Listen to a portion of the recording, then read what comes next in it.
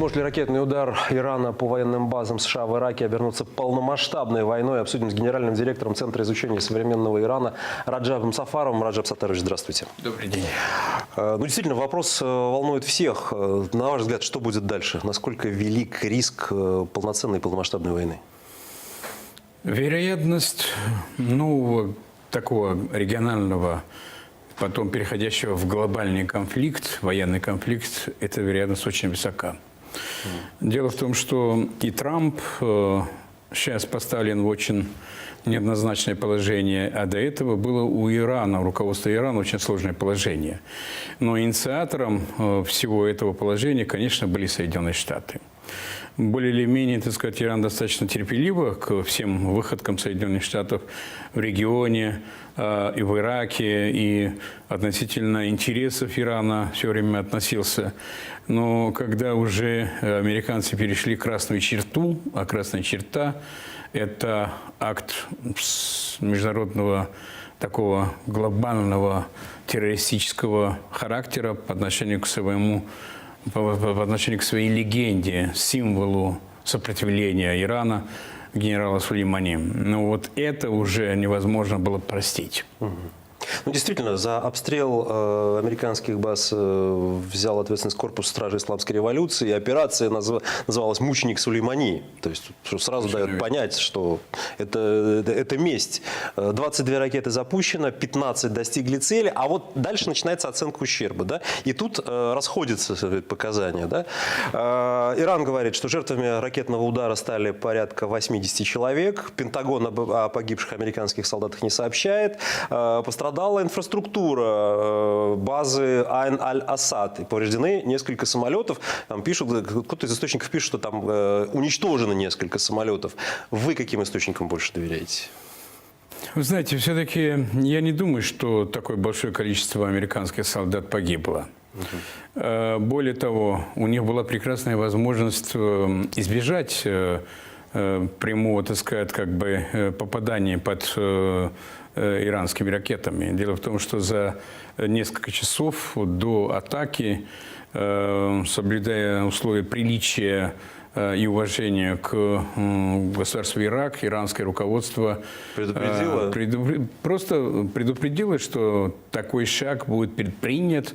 Но они не сказали, по каким базам, но сказали, что по базам Соединенных Штатов будут нанесены ракетные удары. И они не сказали, по каким конкретным базам и в какое время, но сказали, что в ближайшие часы. Это было за 5 часов до начала Времени атак. более чем достаточно, чтобы подготовиться. Вы знаете, руководство Ирака, все-таки эта утечка была организована, и они за 3-4 часа доставили эту информацию к руководству Соединенных Штатов и предложили им и иметь в виду эту информацию, поскольку на самом деле это серьезный сигнал, что атака будет предпринята. Поэтому все солдаты, военнослужащие и американские, и международные коалиции успели за это время уже находиться в бункерах достаточно надежно. Ушли в укрытие. Да, и я думаю, что в этом есть жесть Ирана, чтобы на самом деле не подвергать опасности. Извините, я вас здесь перебью, потому что как раз вы выходите на тему, как я хотел озвучить одно мнение. Некоторые эксперты говорят, что корпус стражи исламской революции сознательно провел военную операцию так, чтобы нанести материальный ущерб, то есть уничтожить самолеты, очень дорогие самолеты, да? Но при этом избежать жертв среди личного состава и тем самым, с одной стороны, показать свою решимость к действиям, а с другой стороны, не спровоцировать полномасштабную войну. Вот возвращаясь к тому вопросу, с которым мы начали. Это вполне логично, поскольку на самом деле иначе они не предупредили бы. И причем, когда они предупреждали иракское руководство, не попросили, чтобы эту информацию не доставили. Не обозначили, да, что информация только для вас. Да, да. Поэтому на самом деле мы исходим из того, что иранское руководство должно было отреагировать на этот вопиющий акт международного терроризма, поскольку гибель Сулеймани привел к небывалому совершенно сплочению иранского народа, поднятию до небес революционного духа, и антиамериканизм стал национальной идеей Ирана. Вот, и это сейчас объединяет и млад, и старшего, так сказать, весь Иран. И вот Иран в это время, так сказать, 5 дней просто кипит и бурлить, и ждет, вот эта энергия ждет своего выхода. Если на самом деле иранское руководство не предприняло бы этих шагов... У них просто ни выбора не оставалось у руководства Выбора никакого Ирана. нет. Но с другой стороны, они достаточно прагматичны, не хотят войны, полномасштабной, не только региональной, но и мировой войны не хотят. Совершенно понятно, что у Ирана есть возможности реагировать достаточно достойно. У них даже Высший совет национальной безопасности Ирана разработал 13 вариантов нанесения ответного удара. И вот среди них есть более радикальные, есть менее радикальные, но выбрали они такой щадящий режим, чтобы, с одной стороны, и ответ был, с другой стороны, чтобы это не принесло очень серьезного ущерба американцам.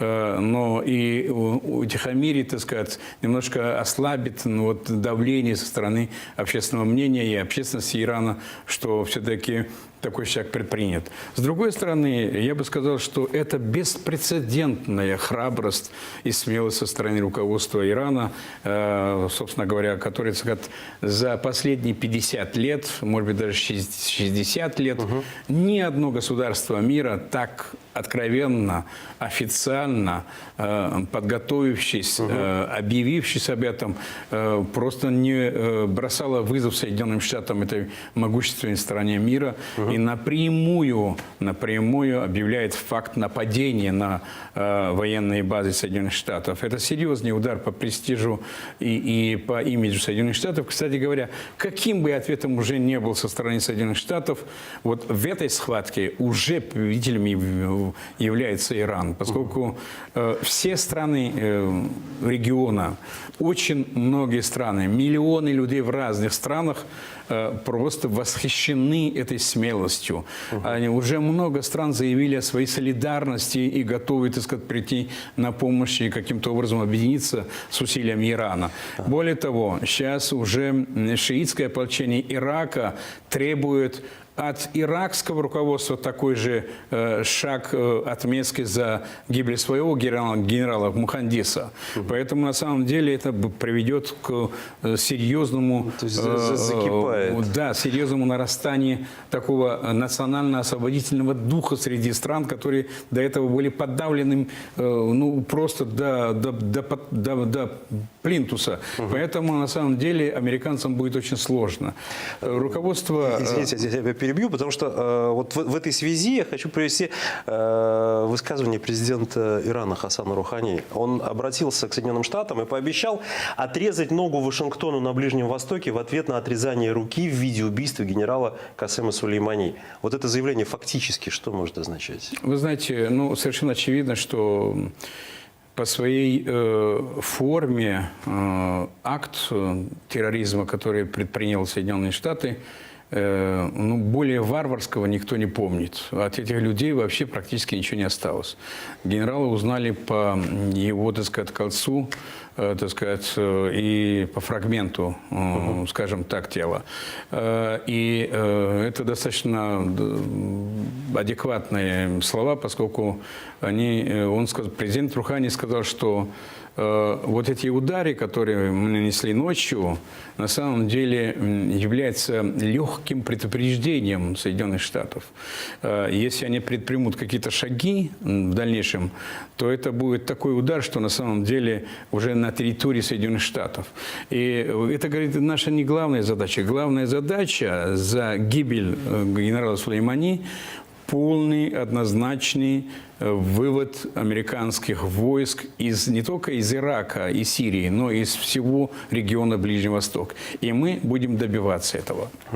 А как вы считаете, в Америке сейчас есть политические силы, которые и те, то есть те силы, которые хотят развязать полноценную войну с Ираном, и те, которые не хотят? Потому что вроде бы в Конгрессе уже звучали заявления о нежелательности военного полномасштабного сценария. Вы знаете, в Америке четко понимают одну вещь. войну с Ираном можно начать, можно ввязываться в эту войну. Но вот как закончить, как выйти из этой войны, никто не знает. Вот это смущает и пугает Соединенные Штаты. Но, к сожалению, вокруг господина Трампа находятся такие ястребы, которые каждый день говорят ему о том, что нужно будет наказать Иран, воевать против Ирана, сменить режим в Иране. И господин Помпео есть достаточно надежные источники о том, что на протяжении последних буквально там 4-5 месяцев он почти ежедневно уговаривал господина Трампа нанести удар и ликвидировать генерала Сулеймани. Спасибо вам большое. Раджаб Сафаров, генеральный директор Центра изучения современного Ирана, о возможном развитии ситуации на Ближнем Востоке.